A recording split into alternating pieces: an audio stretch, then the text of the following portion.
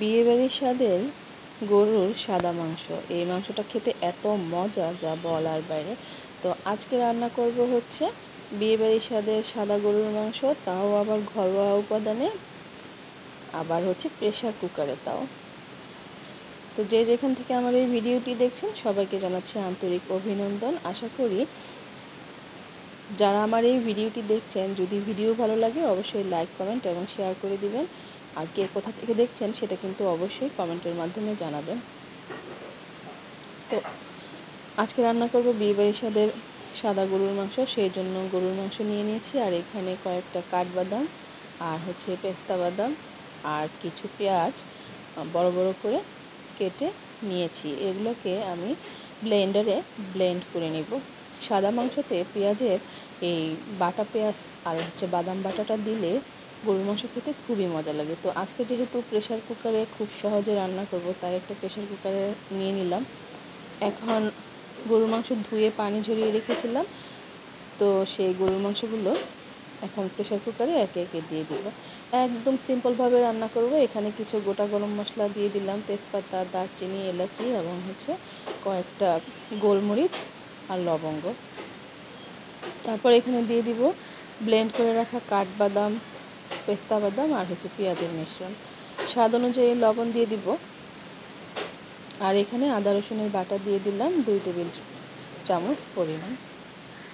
তারপর এখানে সামান্য হাফ চামচের মতো হলুদ, মরিচ এবং ধনিয়ার গুঁড়া দিয়ে দিলাম, আর 1 বাটি টক দই দিয়ে দিলাম। তারপর হচ্ছে এখানে রান্নার তেল দিয়ে দিলাম।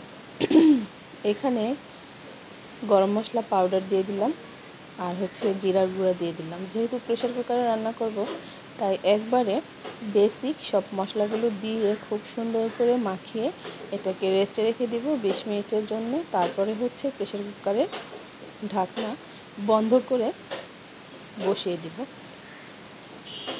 ইদানিং আমার ভিডিও দিতে খুবই লেট হয়ে যাচ্ছে, সময়ের অভাবে ভয়েস ওভার দেওয়া হচ্ছে না, আর ভিডিও এডিটিংও করা হচ্ছে না, যে কারণে ইউটিউবে আমি ভিডিও দিতে আমার লেট হয়ে যাচ্ছে। তো দেখেন খুব সুন্দর করে মাখিয়ে নিলাম, কিছুক্ষণ রেস্টে রেখেছিলাম। তারপর এখানে হচ্ছে আমি রান্নার পানি দিয়ে দিলাম। প্রেশার কুকারে সবসময় পানিটা মাপ অনুযায়ী দিবেন, না হয় দেখা যাবে যে সিটি দেওয়ার সময় সকল মশলাগুলো বের হয়ে চলে আসে পানি বেশি হয়ে গেলে। তো এখন হচ্ছে আমি ঢাকনা দিয়ে দিলাম। ঢাকনা দিয়ে এখন প্রেশার কুকারটা চুলাতে বসিয়ে দিব এবং 8 থেকে 10টা সিটি আসা পর্যন্ত অপেক্ষা করব। তো হাই হিটে আমি বসিয়ে দিয়েছি। 3-4টা সিটি আসার পরে চুলা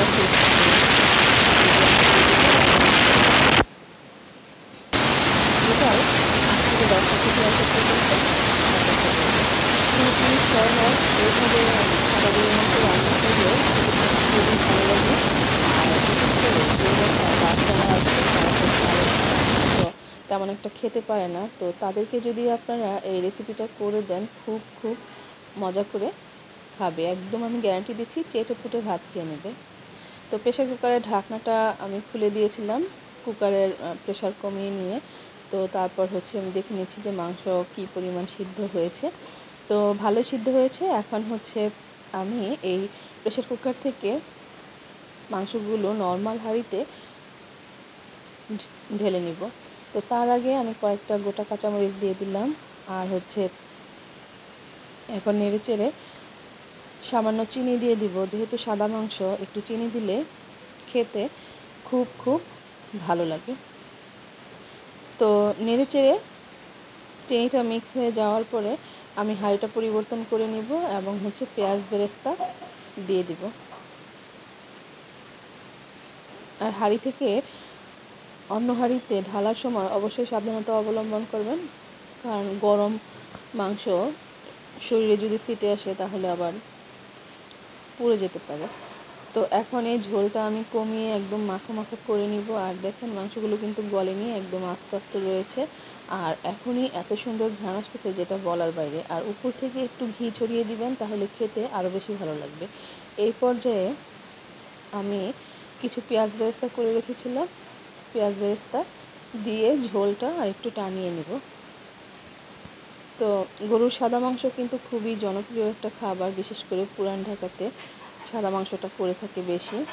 আর এটা সাদা ভাত, সাদা পোলাও এর সাথে কিন্তু অনেক মজা লাগে। রুটি পরোটার সাথে অত একটা ভালো লাগে না, কিন্তু সাদা পোলাও এবং সাদা ভাতের সাথে এই মাংসটা খুবই মজা লাগে। তো আমার রান্না কিন্তু হয়ে গেল। এখন দেখেন কতটা সুন্দর হয়েছে, রঙটা খুবই সুন্দর এসেছে, দেখে মনে হচ্ছে এখনই খেয়ে ফেলি। আমার পুরো ভিডিও জুড়ে এতক্ষণ যারা ছিলেন তাদেরকে অসংখ্য ধন্যবাদ। ভিডিওর কোনো একটা অংশ যদি ভালো লেগে যায় অবশ্যই শেয়ার করতে ভুলবেন না।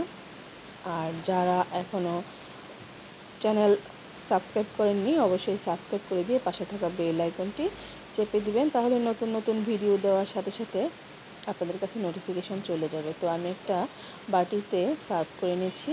তো আমি প্লাস্টিকের বক্সে সার্ভ করছি, কারণ আমার এতগুলো মাংস খাওয়া হবে না, তাই স্টোরেজ বক্সে সার্ভ করে নিচ্ছি। আর যারা ফেসবুক থেকে আমার এই ভিডিওটি দেখছেন, যদি পেজ ফলো দিয়ে না থাকেন অবশ্যই ফলো দিয়ে দিবেন। তো আজকের ভিডিও এখানেই শেষ করব। ভালো থাকবেন সবাই। আসসালামু আলাইকুম।